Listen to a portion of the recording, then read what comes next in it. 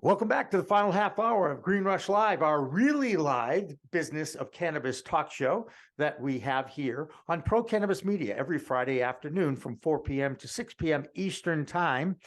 And I'm Jimmy Young, the founder of Pro Cannabis Media, and I'm here basically just to remind people who are watching to like, share, and subscribe to the content, not just on Green Rush Live, but also our weekly news show. I'm so proud of it. Elena Pinto does a great job as an anchor. She is network quality, people, okay?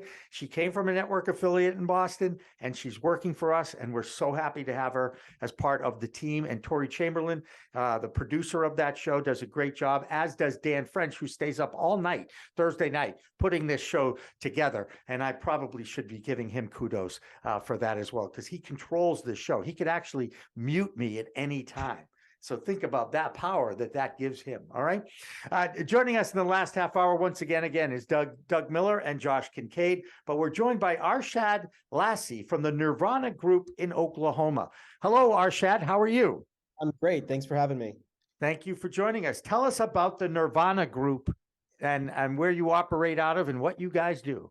Sure. We're based out of Tulsa, Oklahoma. And it started off as a smoke shop about 10 years ago that my dad started. And when Oklahoma legalized medical marijuana, I urged my family to take part in it and participate. And in the past 3 years, we've seen a lot of success, and we've been able to grow our business into multiple retail stores, cultivation, manufacturing, distribution, and build a suite of cannabis brands. Fantastic. Congratulations, because those on this show know how much work it takes to accomplish what you guys have done. And Oklahoma has had, an interesting relationship, because pretty much anybody who was in the phone book in Oklahoma was able to get a license, pretty much. More or less, yeah. And a lot of them have been sold. A lot of them are not being used. What is the state of the industry in Oklahoma now? It's definitely extremely competitive. There were a lot of business licenses awarded to a lot of different people. Some people have had immense success, and some people have not been so fortunate, and they've struggled and continue to struggle. But we see the light at the end of the tunnel. We see the possibility of adult use and recreational being passed in the next couple of months. And we're excited that that's going to bring in a new wave of business and revitalize the state. But, it's still a great market, and people are still doing phenomenal things and having lots of success. Yeah. I'm going to ask Josh this, because he's a numbers guy. Josh, when you compare the adult use market sales to the medical sales, there's got to be an X factor in there. How much more value, how much more sales on the adult use side versus just the medical? I'm sure you know this. Am I right? Yeah, if you look at a chart and you were to compare medical and recreational sales, you would see this bar, and then you would see nothing next to it. And that would be the comparison. Medical would be zero because it literally doesn't pay for itself. The cost of the card, like unless you're buying a lot, doesn't actually pay for itself. And so every single adult use state that rolls out, medical sales basically go to nothing. And the entire market has no quote unquote demand because it was never designed for a medical market. The rec came in, or adult use came in and wiped that out.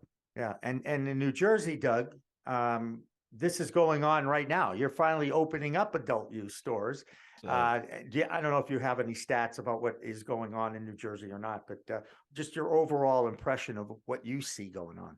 well, it is funny because with the adult use, because our lines are long and medicinal patients do have to get first, like prior.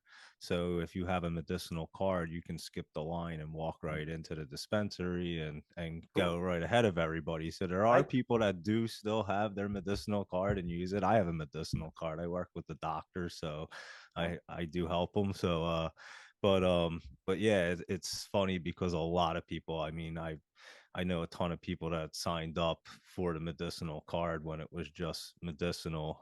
They're not renewing their cards now. They're going adult use. Quick stat I can tell you. In Massachusetts, just so you know, the governor was one of the few governors in this state to actually shut down the adult use market in Massachusetts when the pandemic hit. Mm-hmm. Obviously, the pandemic it's not over. It's just we're dealing with it better now. That being said, I'm pretty sure that there was a spike in medical card use during the pandemic. I think 160, 170,000 patients, and now it's down to about 92,000 in Massachusetts.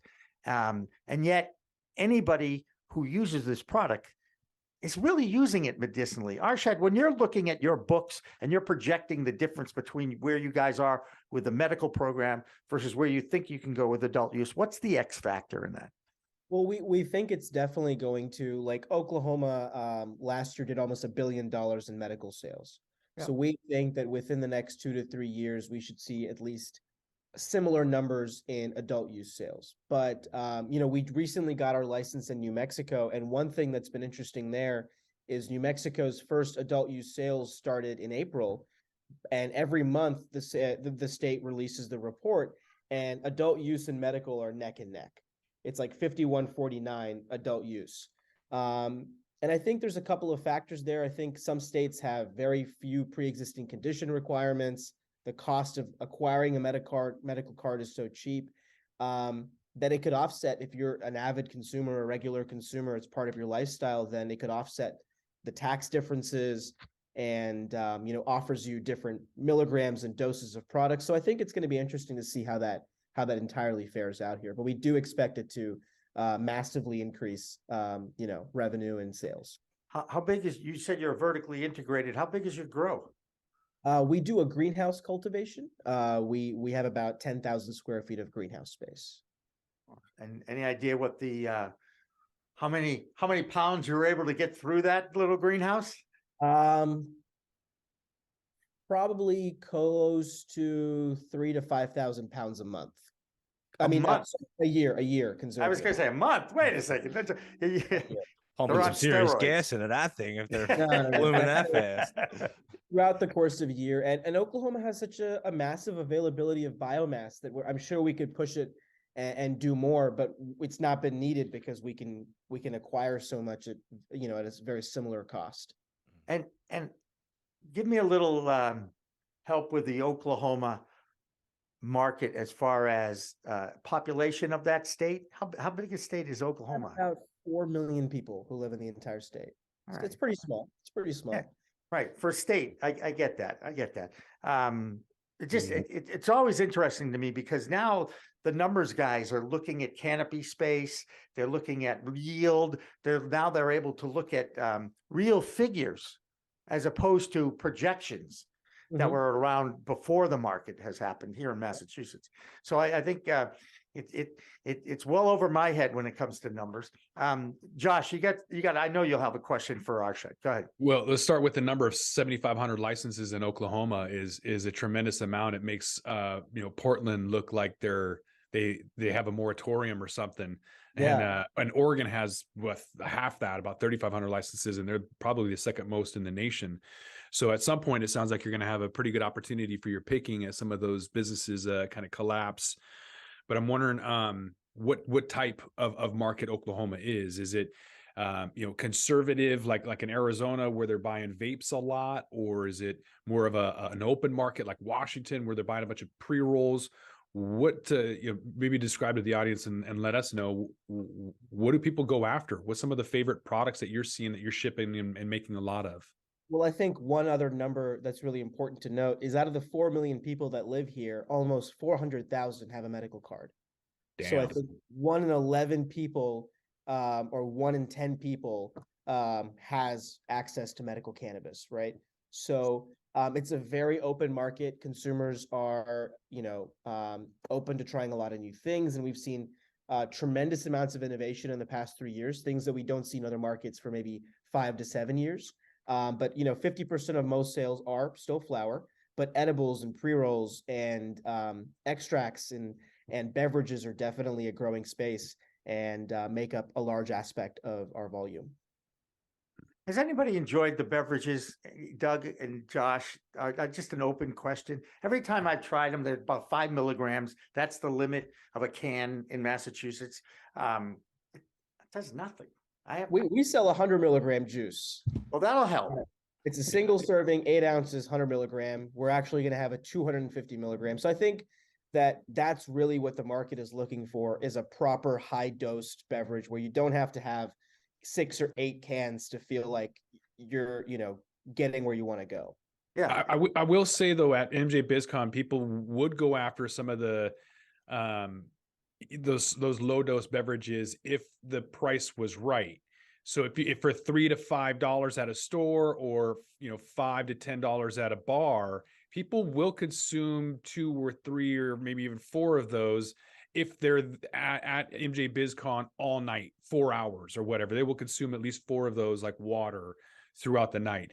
But when I was in Chicago, 5 milligrams, I'm not going to touch one of those beverages. But in Washington, 100 milligrams, maybe once a year. I mean, I can't even remember the last time I bought a beverage. I'm still waiting for infused coffee to become a thing.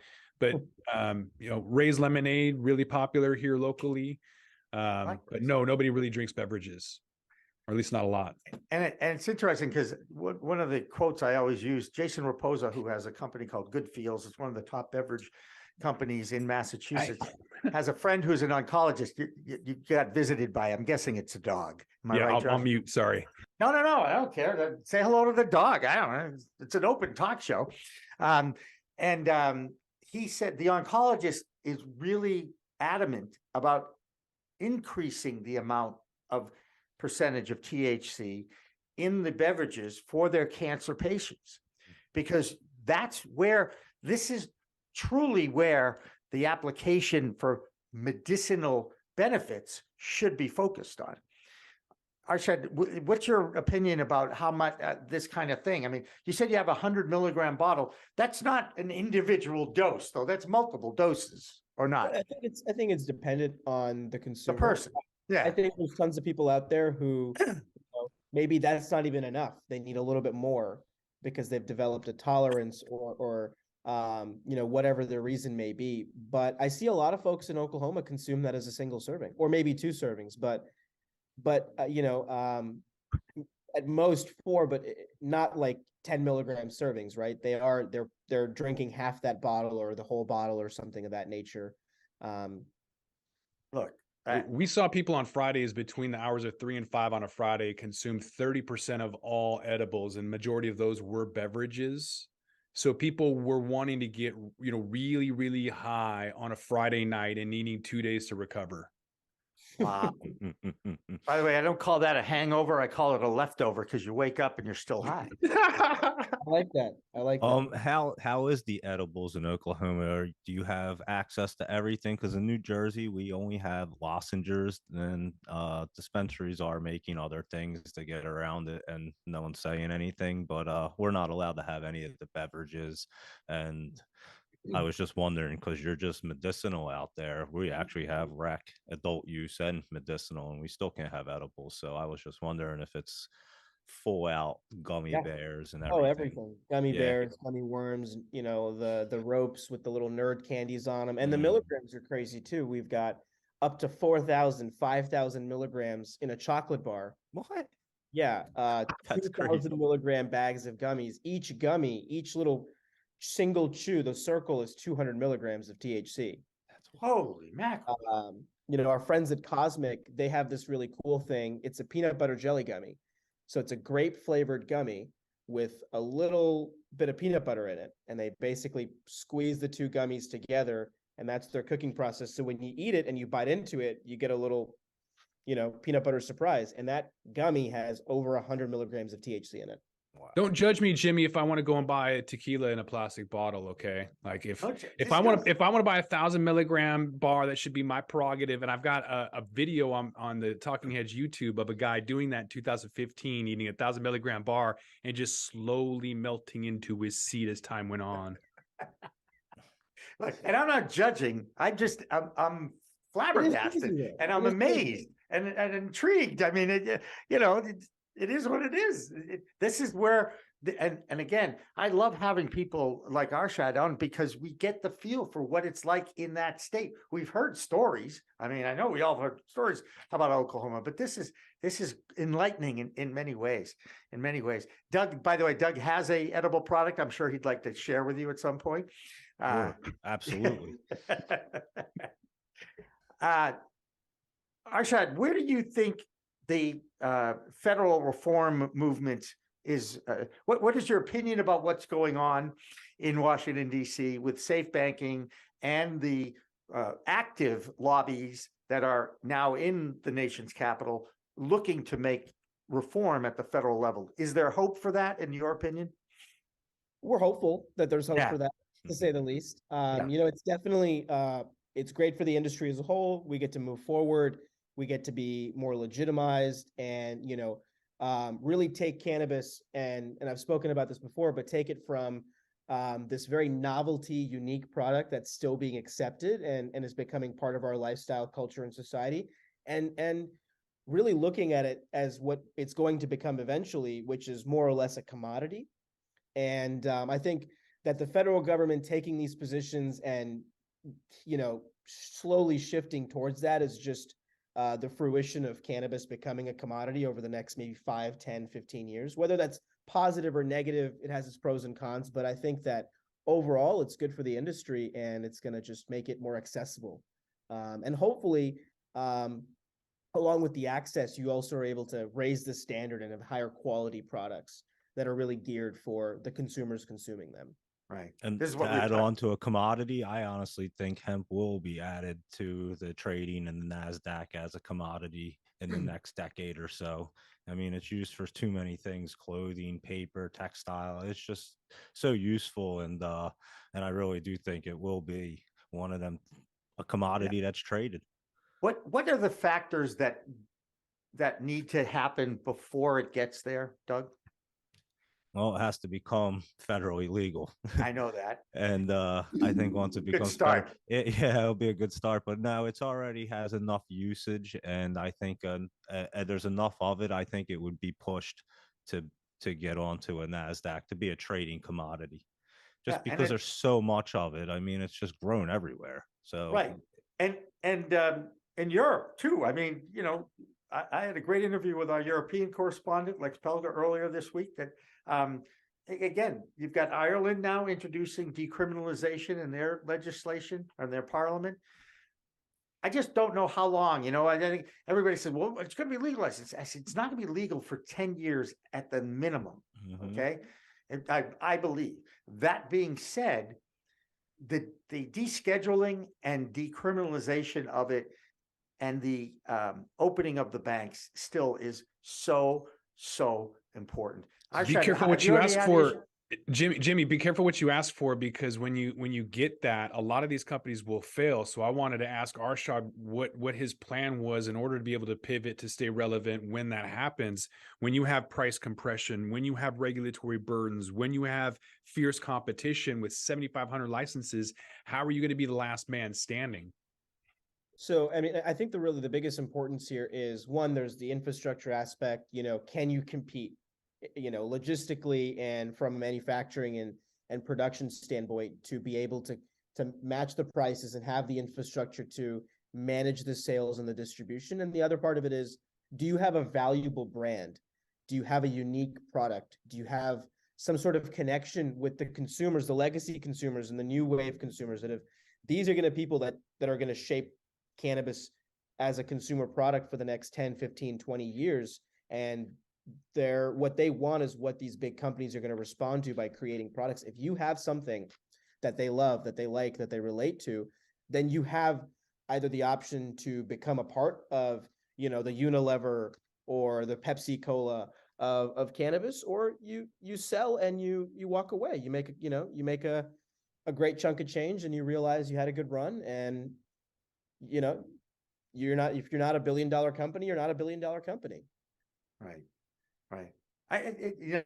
Again, guys, this is why I love these kind of interviews when we talk to different people at different parts of the country and also the world now. One of our favorite themes is the international theme, when we get people from other countries. I remember we had a Colombian grower on. I mean, I told him, I said, I probably sampled quite a few tons of your product in my teens and my 20s. Okay. Just saying that. So, Doug, I'm going to go back to you just for a second here and go back to the commodities question. do we have to like set a wholesale price on something and then bring it to the market? Again, Well, enlighten me, please. everything's based off of speculation. So whatever they speculate, the price will be at that time. There's What a if they don't know? Look, we've got people that we've elected that are clueless about this product. Now we're going to Well- have somebody else setting the price on it. and that's how it works. And everything's based off of speculation, and they have market makers, and they make the prices, and that's just how it works. And their people control the market at the end of the day. Someone has to run it. So that's yeah, they'll make a price, they'll stick with it. That's where it'll start on a chart, and it'll just trade from there. And that'll be Arshad, that. what's the one thing in Oklahoma you'd like to see change in the industry? That's an interesting question. I think that we definitely, it's the analogy that my dad gives me is if you've got a school and you've got a school teacher, you've got one teacher and you can have 30 students or you can have 300 students. And that one teacher can only manage and take care of so many students at a time. So I think what happened here is we had at one time almost 11,000 business licenses, and it becomes very tough for any regulatory agency, especially a new one, to be able to truly enforce it and regulate it and do the things it needs to. And we've seen that shift now. I think the state has realized maybe we overextended and we need to have some changes. So we've got a moratorium and some other things in place, a larger budget and these protocols that I think is going to help mitigate that. Really what we want to see is the continuation of that and just get more regulatory standards in Oklahoma. Gotcha. You had mentioned you started with convenience stores and then converted those into the cannabis shops. Have you noticed an increase or uptick in robberies when you compare the two businesses that you've had? I'm wondering if cannabis was had the option of using plastic, if that would decrease the robberies we're seeing on the West Coast. So multiple part question, have you seen the difference in robberies, and do you think being cashless would help? I think being cashless would help a little bit, but I mean, my family's been in the C-store, convenience store, gas station business for a long time, and we have probably been robbed dozens of times. I mean, knock on wood, we've only had 2 instances where one of our stores was broken into on the cannabis side, but in the gas station business, it was every couple of months there was an incident. I remember I was like 4 years old, and my dad had this gas station in Dallas, Texas, and a group of people came in and there was a gun to my head. So I've never experienced anything like that in cannabis, but in the gas station business, it's very normal. So do you think, because I've been robbed at 420 at a bank when I was a bank manager, I had a gun to my head too. So I know what it feels like. And so I'm skeptical that the cashless is really going to change for that very reason right there. So I don't think it's really about the cash. I think you're gonna get robberies no matter what. I think it's also like the perception is like people think dispensaries are making tons of money. They're just floating in cash and there's just loose product everywhere. I mean, these are organized businesses. We have cash pickup every day. We've got a vault. We've got a safe. All the product is locked up. There's procedures in place. There's magnetic doors and locks and stuff. It's not easy, but I think it's just that perception of like grab and go. And most of the robberies we see is guys come in, they break the showcase, grab as much as they can, and then they run out the door. We don't see these elaborate overnight robberies or, people coming in armed, telling you to empty the register or open the vault or anything like that. We've seen mostly just these grab and go type things. Hey, Doug, have you ever had a gun to your head? Actually, thank goodness, no. I've seen some crazy stuff, but thank God I never had a gun to my head. You guys are quite It's a brave. life. It's a life That'll change experience. your I life. think I'm going to pass on too, guys. But I appreciate your honesty, openness, and transparency on that. Hey, Arshad, if I ever come to either Texas, which I have a friend in Austin area. Okay, but if I ever do go to Oklahoma, I'd be fascinated to get a little tour and everything, and I'll definitely keep in touch with you. So. Absolutely. I don't have any plans, by the way, to go to Oklahoma. I did one of the highlights of my broadcast career was a statewide baseball game at Rosenblatt Stadium in Omaha. And that was not Oklahoma, though. You know what I'm saying, right? Okay. Right, guys, right? Omaha's in Nebraska, isn't it? which is right next to Oklahoma, right? I mean, I know my map. Really. No, Up above it, what? That doesn't sound like you do. No? Forget it. Not close, going to worry about it. close. Hey, Yeah. Doug and Josh, thank you guys for hanging out with us on a Friday afternoon. Arshad, great to, if people want to find out about the Nirvana group, I'm guessing Google it, LinkedIn, all that Yeah. neat stuff. All that stuff. Yeah, definitely. All right, man. Hey, thank you again. Appreciate it. Well, Thank that's you, going to wrap up our Green Rush Live, our really live business of cannabis talk show that we do every Friday afternoon here on Pro Cannabis Media. Remember, a reminder, Weed Talk News is coming up after this particular show. And to like, share, and subscribe to all the programs at Pro Cannabis Media, including In the Weeds with Jimmy Young. Will you please? We will see you next week when we do Women in Cannabis, one of my favorite subjects. So remember, it's a whole new world of weed. Use it responsibly. Thanks for watching. Thanks for listening. With that, we're going to roll this one up. I'm Josh Kincaid. This is The Talking Hedge. Don't forget to like, share, and subscribe, or don't, and I'm out. Don't forget to smash that like button on your way out and check out these other videos that we've got.